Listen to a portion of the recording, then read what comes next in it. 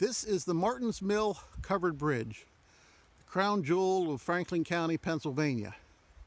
It is a solid wood bridge made out of a wooden lattice to hold it up. It was built in 1849 and served the community until about the 1980s. It managed to survive the Civil War despite a fair amount of Confederate activity in the area. Unfortunately, it was no match for the waters of Hurricane Agnes in 1973.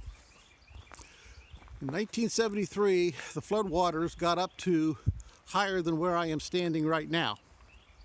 This end of the bridge, this side of the middle pier, was completely knocked off its piers and came to rest about a couple hundred feet downstream, laying on the side parallel to the creek, which is the Conococheague Creek, by the way. That's an old Indian word. It means something, and I have no idea what it is.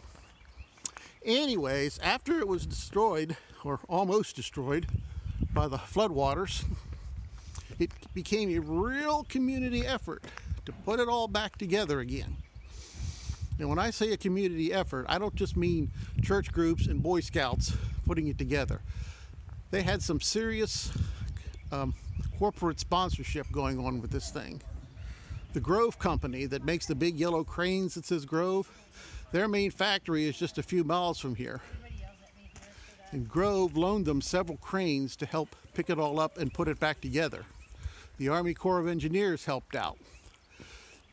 Landis Tool up in Waynesboro is a tool making company. They helped out. Corning Glass Works, which also has a plant around here, helped out financially. And finally, it was all put back together. You can see on the inside here how it was all put together with a lattice type structure.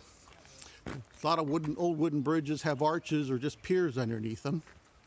Well, these were all put together with a giant lattice system which suspended the bridge to the middle pier and then continued on to the other side. There are initials carved into these boards that date back to the 1800s, but it's too dark to show them to you, so I'm not going to try. The only steel in the bridge today are some heavy steel beams underneath it to hold the bridge up. This was all a product of the restoration in 1974 after the flood. Up until sometime in the 1980s, they still let you drive across it.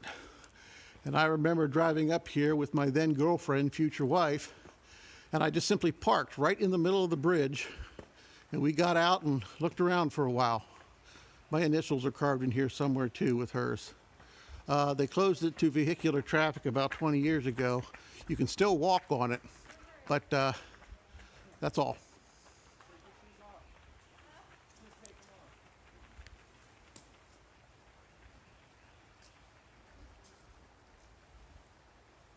The Martin's Mill Bridge.